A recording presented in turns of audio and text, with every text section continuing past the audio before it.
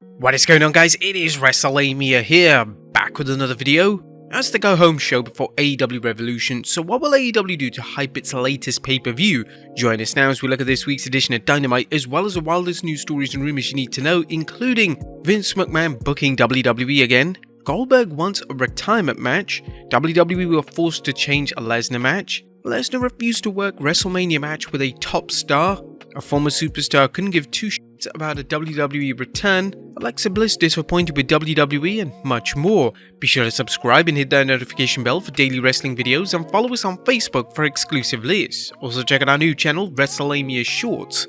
As always, we won't recap the matches, but just look at the good, the bad, and the downright ugly. As always, we start off with the good as number 1, Moxley crushes it. Jon Moxley arguably gave the best promo of his career on last night's Dynamite.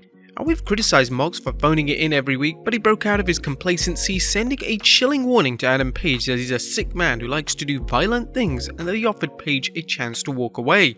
Number 2, Powerhouse Hobbs breakout match. Is Powerhouse Hobbs finally getting the push he deserves? His performance in last night's ladder match served as a reminder that he has the right mix of size, strength, and agility to make him more than another one of AEW's muscular job guys. Number 3, a tantalizing twist.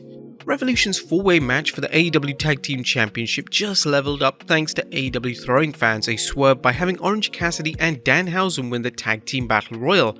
Cassidy and Danhausen should add to a match that needs all the help it can, with lame duck champions The Guns and the tired team of Jay Lethal and Jeff Jarrett battling against the white hot team of The Acclaimed.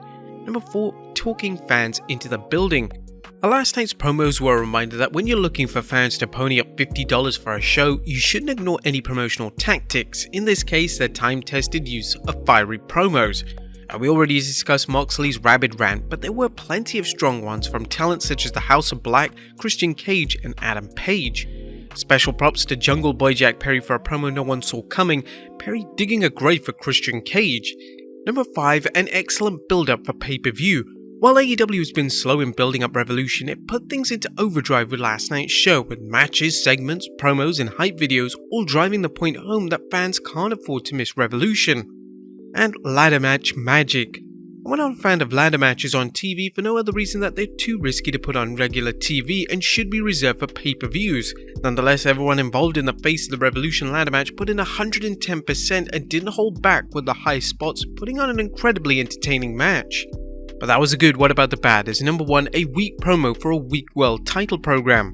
Last night's promo by Bryan Danielson was good, but it wasn't good enough for a main event match on pay-per-view.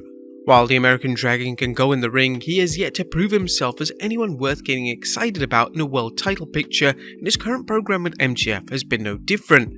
AEW's decision to go with a theme of MJF resenting Danielson for his personal and professional achievements is believable, but it's hardly the stuff that makes for must-see television. Furthermore, the build-up to the main event has been auto-booking at its worst, with MJF throwing Danielson into a gauntlet against opponents fans knew he'd easily overcome. MJF needs better opponents, but sadly AEW's failure to create fresh faces in the main event has resulted in this mess. That was nothing downright ugly, as last night's show was one of Dynamite's strongest in several weeks, providing a strong lead into Revolution while entertaining the fans with some outstanding gimmick matches such as the ladder match and Battle Royal. But what do you guys think of Dynamite this week? Let us know in the comments down below. Now let's move on to the news.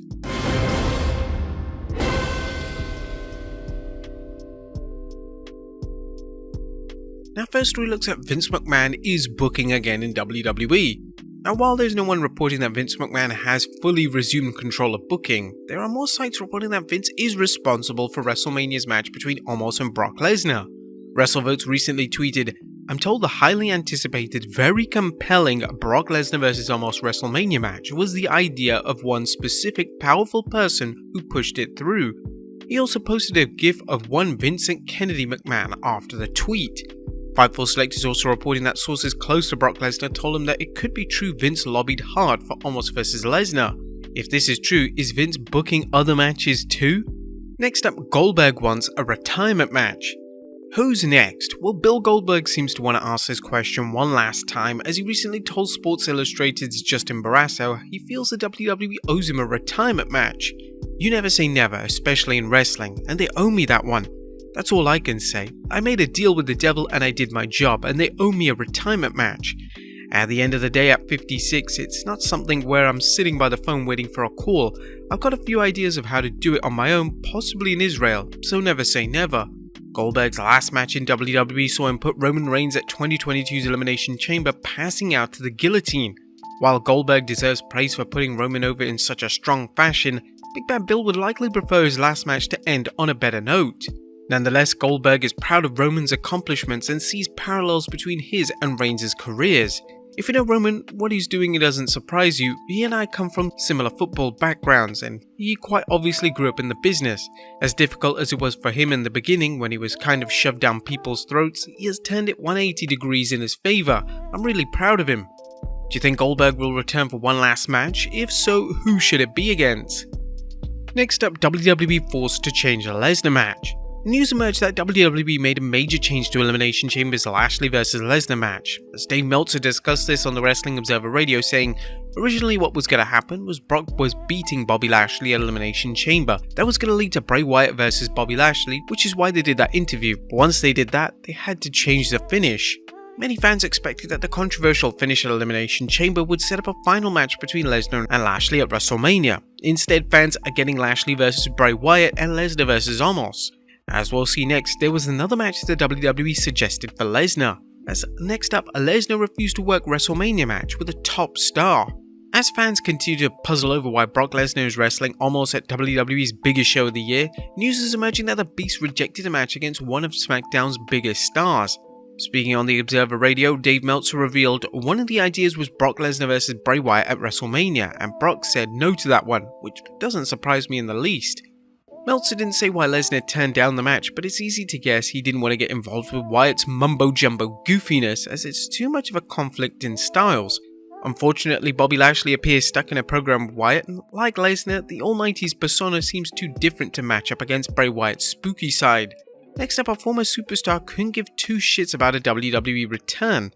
As the WWE continues to bring in release superstars, fans are constantly asking who could be next. However, former WWE superstar Davey Boy Smith Jr. told Fightful he couldn't give two shits about returning to the company that brought him back in 2021 and let him work a few dark matches, then released him. Smith said his only interest in heading back to Titanland would be to collect a boatload of money. Surely isn't that everyone though? Next up, Alexa Bliss disappointed with WWE? Why is the WWE snubbing Alexa Bliss? Well, a recent tweet by the WWE celebrating Women's History Month showcased various superstars, but Little Miss Bliss wasn't in the picture. This led to fans asking, "No Alexa Bliss? Why?" Bliss tweeted back saying, "Not surprised." What's going on with Bliss? She hasn't been seen since the Royal Rumble when she failed to defeat Raw Women's Champion Bianca Belair. While some fans thought this would lead to a storyline with Bray Wyatt and Uncle Howdy, Bliss hasn't been on TV in weeks. Is she the latest female superstar to get lost in the shuffle as Triple H tries to figure out how to use the many wrestlers he's brought back to WWE as well as ones who have been in the company for years? Next up, Eddie Kingston quit AEW? Looks like Eddie Kingston has been written out of AEW. Kingston, who's been feuding with former tag partner Ortiz, was interviewed backstage after the Face of the Revolution ladder match. He told the interview that he was quitting AEW. As Ringside News suggested, Kingston had already challenged Claudia Castagnoli for the Ring of Honor World Championship during a recent Ring of Honor taping, so this could very well be AEW's way of writing him off television. Next up, a rumour on Cameron Grimes' debut date. Now, recently reported that Grimes worked a dark match on SmackDown, but now PW Insider reports that he is expected to debut on the main roster after WrestleMania. There's no word on whether he'll appear on Raw or SmackDown. And finally, WWE Moving On Up. Last but not least, it looks like WWE is finally beginning its move to its new HQ.